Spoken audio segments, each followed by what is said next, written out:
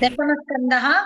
अथ सप्तपञ्चाशत्तमोऽध्यायः 57th chapter from श्लोका 22 अलब्धमणिरागत्य कृष्ण आह अग्रजान्तिकम्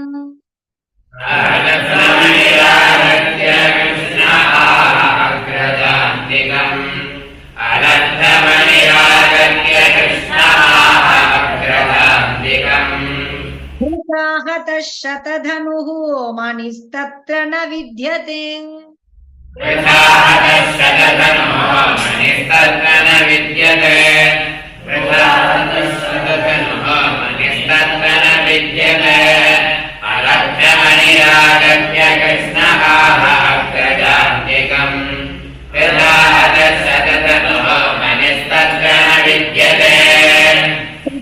आह बलो नूनं स मणिः शतधन्वना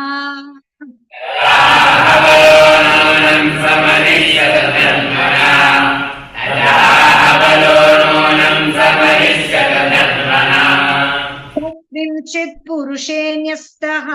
तम् अन्वेष पुरं व्रज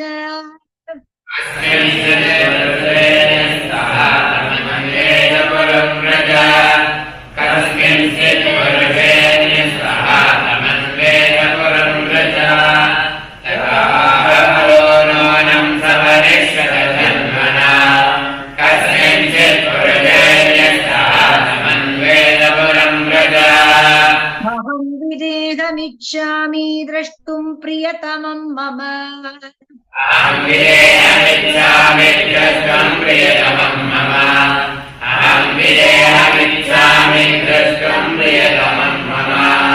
युक्त्वा मिथिलां राजन् विवेश यदुनन्दनः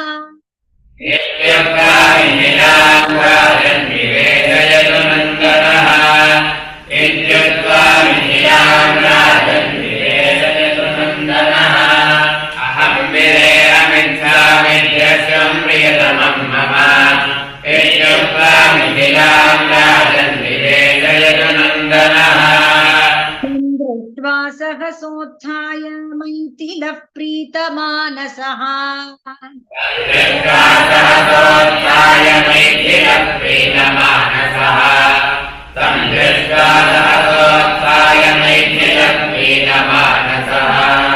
निर्वयामास विधिवत् अर्हणीयं समर्हणैः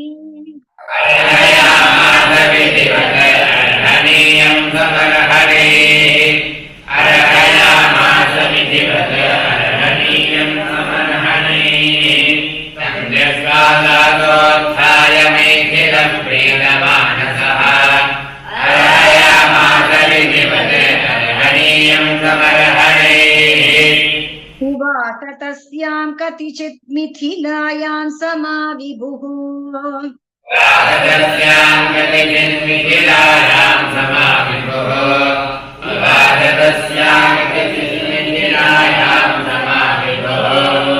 मानितः प्रीतियुक्तेन जनकेन महात्मना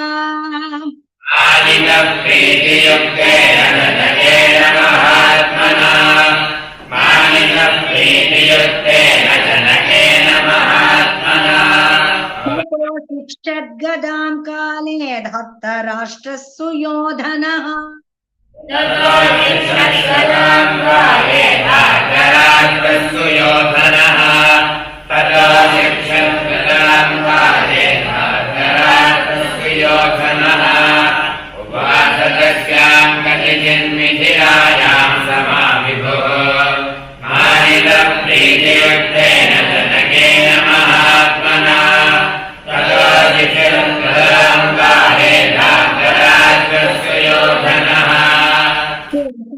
द्वारकामेत्य निधनं शतधन्वनः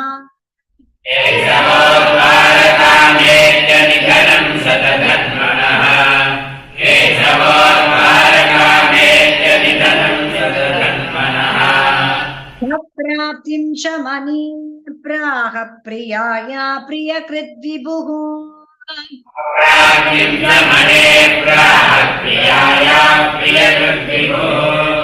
अप्राप्तिं च मने प्राह प्रियाया प्रियकृद्विभुः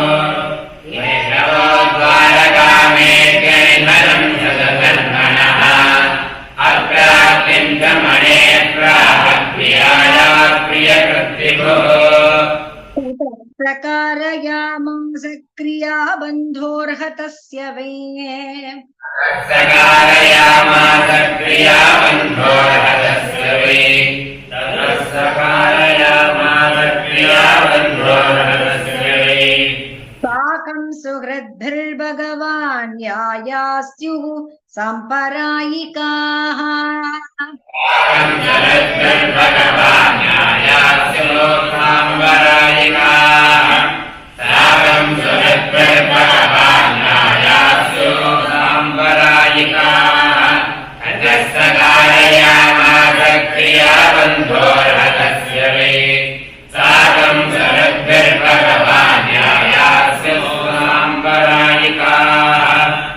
अक्रूरः कृतवर्मा च श्रुत्वा शतधनोर्वधम् अक्रूरः कृतवर्मा च श्रुत्वा शतधनोर्वधम् अक्रूरः कृतवर्मा च श्रुत्वा शतधनोर्वधम् यूषतुः भयवित्रस्तो द्वारकायाः प्रयोजकौ यूषतुः भयवित्रस्तो द्वारकायाः प्रयोजकौ यूषतुः भयवित्रस्तो द्वारकायाः प्रयोजकौ अक्रूरः कृतवर्मा च श्रुत्वा शतधनोर्वधम् यूषतुः भयवित्रस्तो द्वारकायाः प्रयोजकौ अक्रूरे प्रोषितेरिष्टान् आसन् वै द्वारकौकसा क्रूरे प्रोषितेरिष्टान् आसन् वै द्वारकौकसा अक्रूरे प्रोषितेरिष्टान् आसन् वै द्वारकौकसा शारीरा मानसास्तापा मुहुर्दैविकभौतिकाः शारीरा मानसास्तापा मुहुर्दैविकभौतिकाः शारीरा मानसास्तापा मुहुर्दैविकभौतिकाः अक्रूरे प्रोषितेरिष्टान् आसन् वै द्वारकौकसा शारीरा मानसास्तापा मुहुर्दैविकभौतिकाः नित्यङ्गोपदिशन्त्येके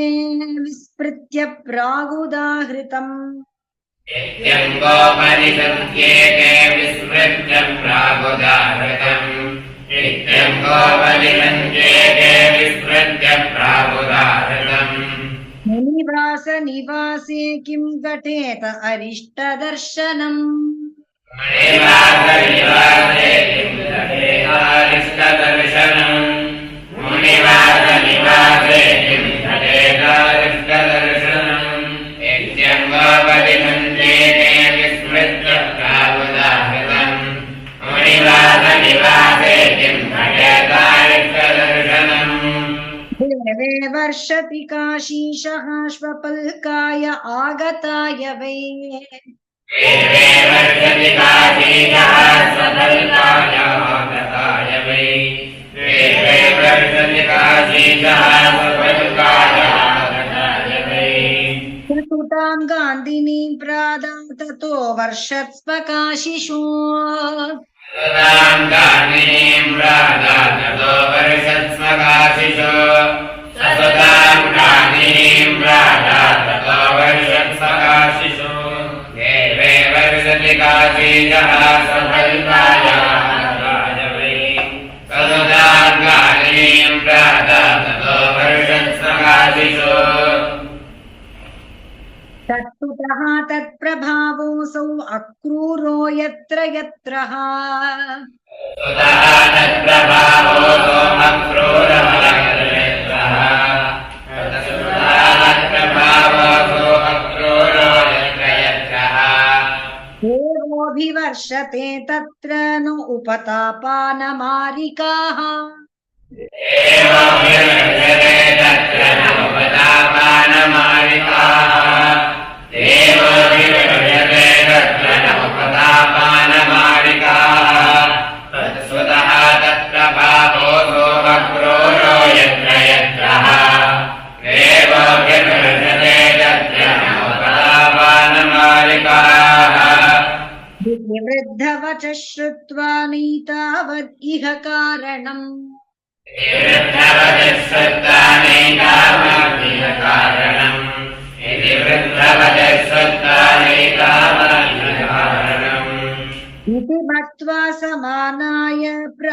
अक्रूरं जनार्दनः यमन्ता समानाय यत्राः अक्रूरं जनार्दनः इति मत्वा समानाय यत्राः अक्रूरं जनार्दनः इति वृद्धवनः श्रुत्वा नैकामविधाकारम् इति मत्वा समानाय यत्राः अक्रूरं जनार्दनः बोधयित्वा विभाष्येनं कथयित्वा प्रिया कथाः बोधयित्वा विभाष्येनं कथयित्वा प्रिया कथाः बोधयित्वा विभाष्येनं कथयित्वा प्रिया कथाः विज्ञात अखिल चित्तज्ञः स्मयमान उवाचः विज्ञातः अखिल चित्तज्ञः स्मयमान उवाचः विज्ञातः अखिल चित्तज्ञः स्मयमान उवाचः बोधयित्वा विभाष्येनं कथयित्वा प्रिया कथाः विज्ञातः अखिल चित्तज्ञः स्मयमान उवाचः नमोदानपते न्यस्तः त्वय्यास्ते शतधन्वना अनुदानपदे न्यस्तः त्वय्यास्ते शतधन्वना अनुदानपदे न्यस्तः त्वय्यास्ते शतधन्वना श्रीमन्तको मनिश्रीमान् विदितः पूर्वमेव नः यमन्तको मनिश्रीमान् विदितः पूर्वमेव नः यमन्तको मनिश्रीमान् विदितः पूर्वमेव नः अनुदानपदे न्यस्तः त्वय्यास्ते शतधन्वना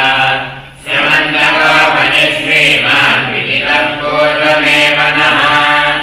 तत्राजितो अनपत्यत्वात् गृह्णीयुः दुहितुः सुताः राजितो अनपत्यत्वात् गृह्णीयुः दुहितुः सुताः तत्राजितो अनपत्यत्वात् गृह्णीयुः दुहितुः सुताः ध्यायं निनीयापः पिण्डान् विमुच्यर्णं च शेषितम्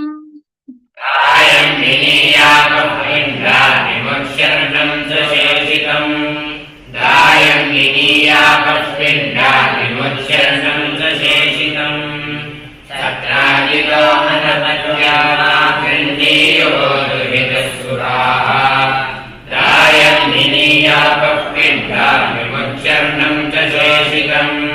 तथापि दुर्धरस्त्वन्यैः त्वय्यास्तां सुव्रते मणिः तथापि दुर्धरस्त्वन्यैः त्वय्यास्तां सुव्रते मणिः तथापि दुर्धरस्त्वन्यैः त्वय्यास्तां सुव्रते मणिः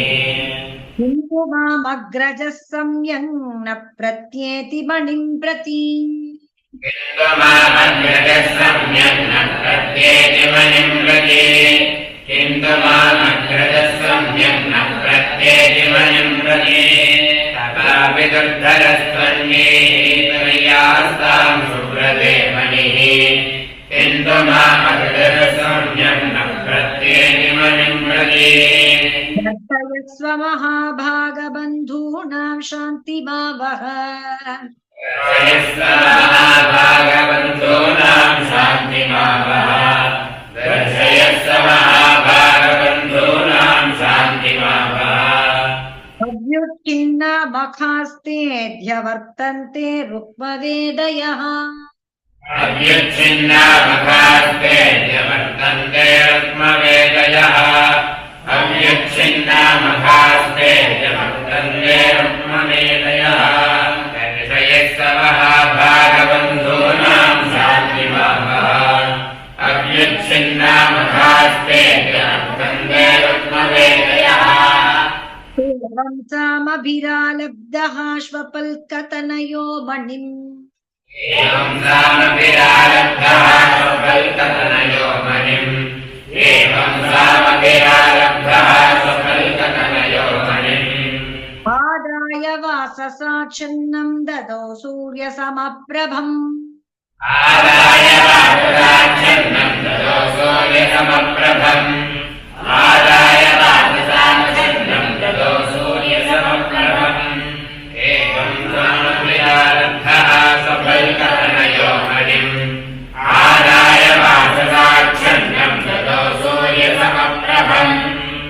स्यमन्तकं दर्शयित्वा ज्ञातिभ्यो रज आत्मनः मन्तकं दर्शयित्वा ज्ञातिभ्यो रजःआत्मनः समन्तकं दर्शयित्वा ज्ञातिभ्यो रजःआत्मनः विमृज्य मणिना भूयः तस्मै प्रत्यर्पयत् प्रभुः मणिना भूयः तस्मै प्रत्यर्पयत् प्रभुः मणिना भूयः तस्मै प्रत्यर्पयत् प्रभुः समन्तकं दर्शयित्वा ज्ञातिभ्यो रजःआत्मनः विमृज्य मणिना भूयः तस्मै प्रत्यर्पयत् प्रभुः यस्त्वेतद्भगवत ईश्वरस्य विष्णोः यस्त्वेतद्भगवत ईश्वरस्य विष्णोः यस्त्वेतद्भगवत ईश्वरस्य विष्णोः वीर्याढ्यं वृजिनहरं सुमङ्गलं च वीर्याढ्यं वृजिनहरं सुमङ्गलं च वीर्याढ्यं वृजिनहरं सुमङ्गलं च वाक्यानं पठति शृणोति अनुस्मरेद्वा आज्ञानं पठति शृणोति अनुस्मरेद्वा आज्ञानं पठति शृणोति अनुस्मरेद्वा कीर्तिं दुरतिं दुरितमपोह्य याति शान्तिम् दुष्कीर्तिं दुरितमपोह्य याति शान्तिम् दुष्कीर्तिं दुरितमपोह्य याति शान्तिम् यस्तेतद्भगवत ईश्वरस्य विष्णोः वीर्याढ्यं वृजिनहरं सुमङ्गलं च आख्यानं पठति शृणोति अनुस्मरेद्वा दुष्कीर्तिं दुरितमपोह्य याति शान्तिम् इति श्रीमद्भागवते महापुराणे श्रीमद्भागवते महापुराणे इति श्रीमद्भागवते महापुराणे पारमहंस्यां संहितायां दशमस्कन्धे पारमहंस्यां संहितायां दशमस्कन्धे पारमहंस्यां संहितायां दशमस्कन्धे उत्तरार्धे स्यमन्तकोपाख्याने सप्तपञ्चाशत्तमोऽध्यायः उत्तरार्धे समन्तकोपाख्याने